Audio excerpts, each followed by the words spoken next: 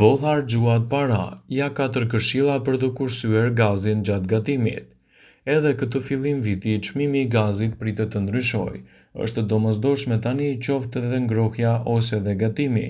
Me siguri jeni të vetëdijshëm që keni gatuar përdorur gazin maksimum, aq më tepër nëse nuk jeni të vëmendshëm të bëni edhe disa gabime.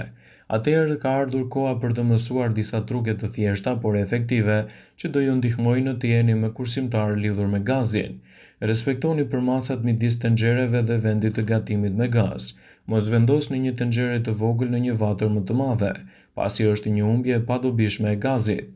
Flakët që nuk qëndrojnë në tenxhere në fakt janë nxehtësit që shpërndahen në mjediset dhe bëjnë që gazi të harxhohet kot.